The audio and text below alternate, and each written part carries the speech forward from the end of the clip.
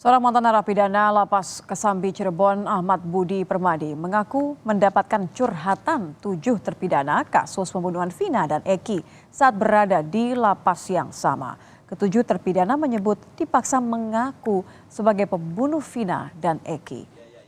Menurut Ahmad Budi, salah satu terpidana, yakni Sudirman, sering cerita kalau mereka mendapatkan tindak kekerasan saat diperiksa di Polres Cirebon hingga di Polda Jawa Barat.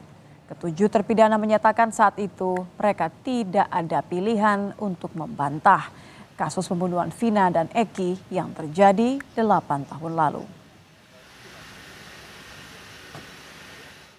Dari gestur maupun dari tubuhnya tuh dia orang-orang polos. Orang-orang yang polos, yang penuh dengan keluguan dan yang tidak pernah tahu apa-apa.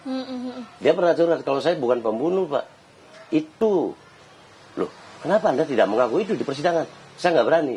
Nah, katanya pengakuan mereka, di mana proses pem-BAP-an tadi penuh dengan kekerasan. Tindakan-tindakan kekerasan, seolah-olah mereka disuruh ngaku. Disuruh ngaku.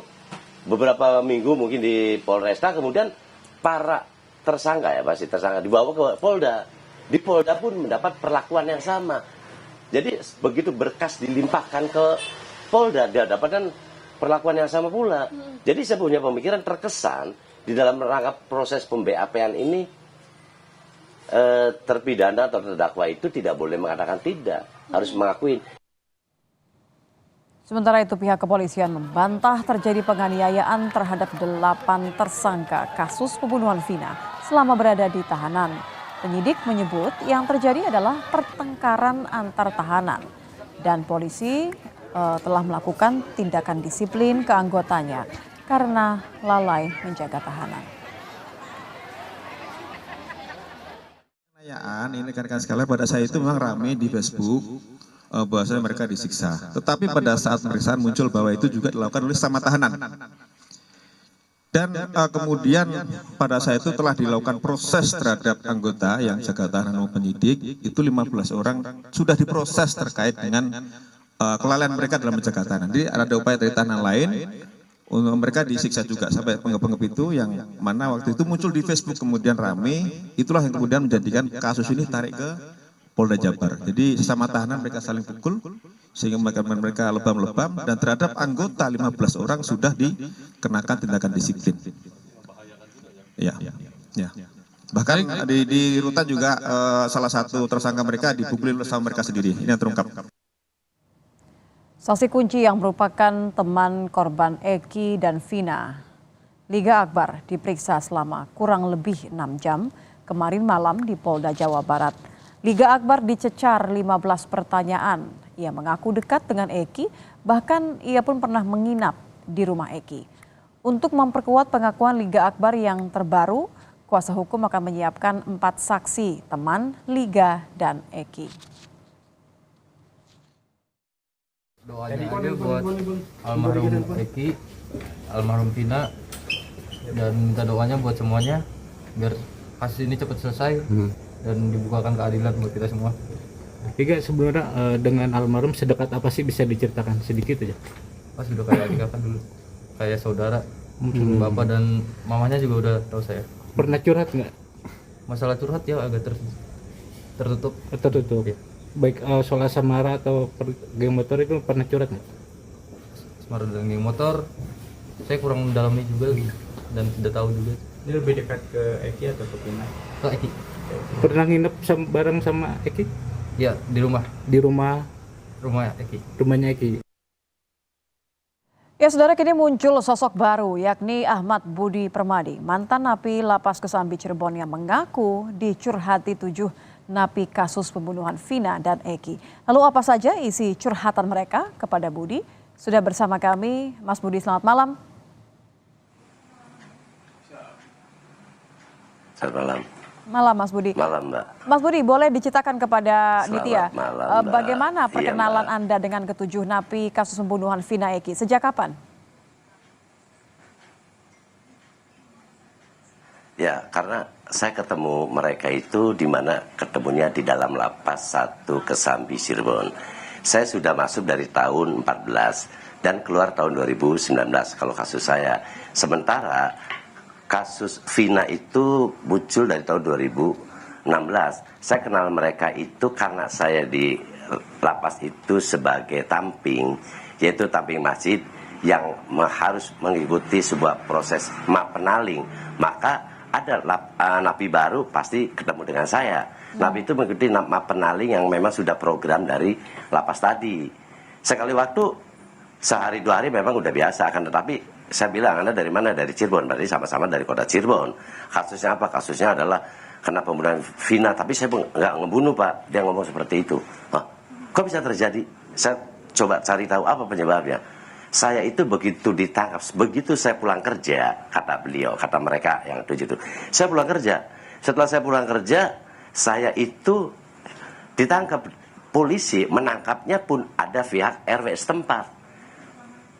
Padahal setelah ditangkap kemudian langsung dibawa ke kantor polisi, kemudian diproses. Mas Budi, maaf. Dan setelah diproses, ini ceritanya siapa berarti? Dia diproses. Ya.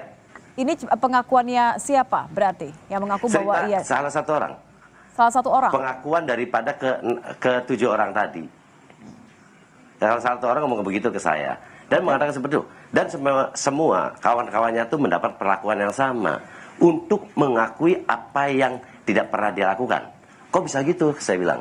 Sementara gimana? Nah, setelah diproses dia katakan di Polresta itu dia masih tidak ngaku karena dia memang bukan pelaku. Kemudian sampai dibawa ke Polda. Di Polda mendapat perlakuan yang sama pula. Kenapa Anda dapat? Bagaimana saya bertahan, Pak? Kalau malam saya selalu digulung, diadakan satu tindakan kekerasan, dipukul, diapa, itu pengakuan kata dia ke saya. Wah, kalau kayak gitu Anda mesti ngomong dong ke pengacara. Begitu digelar persidangan, di dalam persidangan pun dia tidak mau ngakui.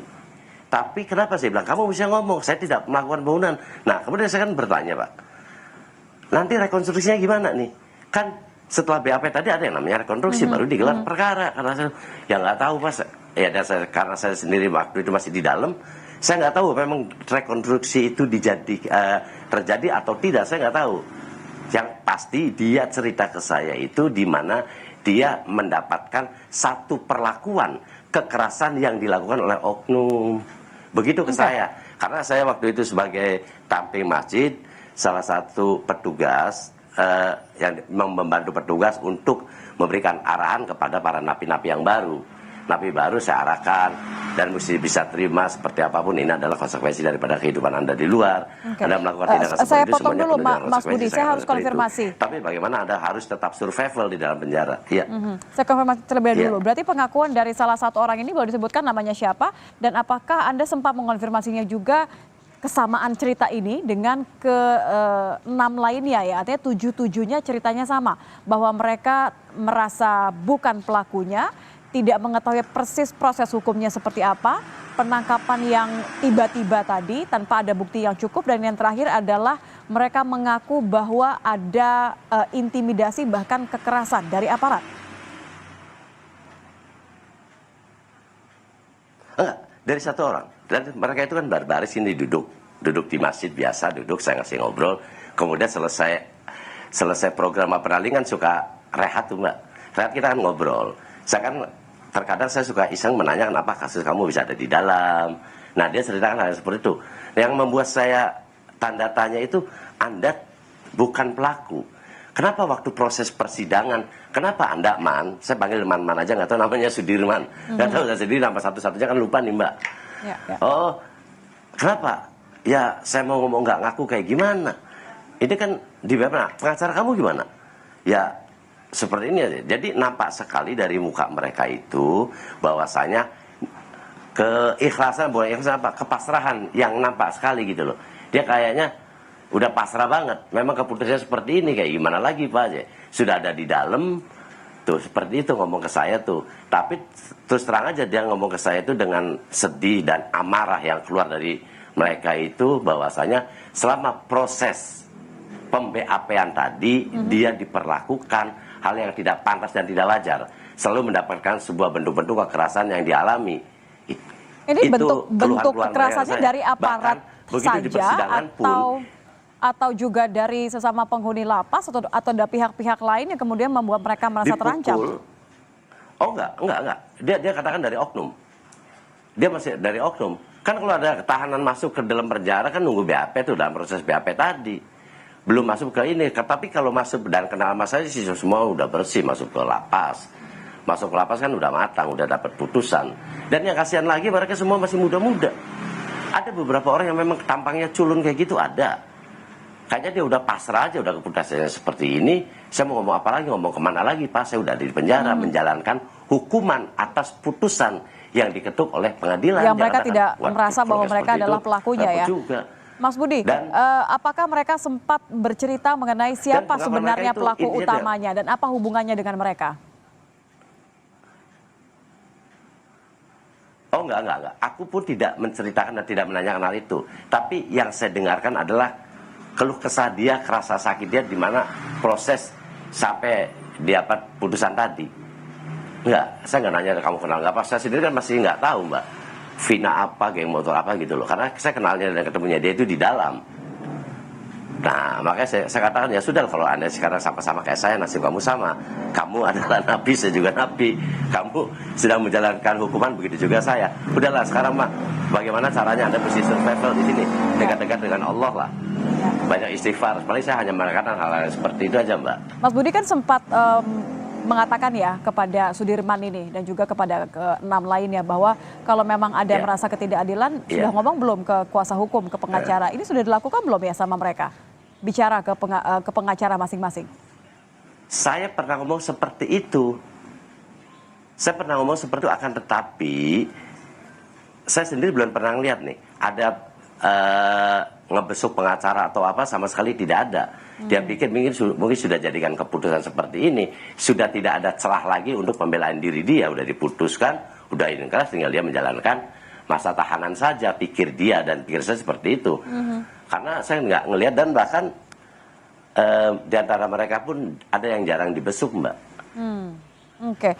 Setelah Mas Budi tahun 2019 berarti keluar lapas, apakah sempat bertemu lagi dengan, mungkin kan sudah terpikir ya bahwa oh ini ternyata kasusnya begitu, apalagi akhir ini kan sudah mulai semakin banyak menjadi sorotan. Mas Budi sempat nggak bertemu dengan keluarga Vina, keluarga Eki, atau mungkin malah keluarga dari ke-7 orang ini yang bercerita kepada Mas Budi? Saya tidak pernah ketemu dan memang saya nggak kenal mereka Mbak. Yang saya temuin adalah kawan saya juga sama napi di dalam. Dia sama dengan saya tamping masjid, karena dia itu adalah orang Kuningan dan dia sangat akrab sekali dengan Sudirman tadi. Saya menanyakan itu, Ded, sekarang kan kasus ini ramai nih, nasib yang Sudirman gimana? Saya kan menanyakan seperti itu. Terus jawab Dedi, semua ke-7 narapidana kasus Vina itu sudah diangkut, sudah tidak ada lagi di lapas 1 Kesambi. Di mana? Di Polda. Hah? Di Polda. Saya kan sudah tanda tanya kenapa mesti di Polda. Nah itu pengakuan Dedi. Dedi pun sama, mantan napi kayak saya, dan dia adalah orang yang paling dekat dengan Sudirman tadi. Makan dikasih, ya pokoknya sedikit diperhatian lah. Karena begitu saya keluar, dia sendiri kan sama tamping masjid, dan Sudirman itu ngegabungnya sama kami para tamping masjid. Satu sisi dia mungkin nyari pelindung, kedua mungkin dia berbanyak istighfar, dan dia lebih mendekatkan diri kepada Allah. Ya, karena artinya sangat muda ya. menerima nasib seperti itulah. Memang kenyataannya kayak gitu Mbak. Baik, terima kasih. Terima kasih Mas Budi sudah bergabung bersama kami di Kompas Malam. Sehat-sehat, selamat malam Mas Budi. Iya, makasih.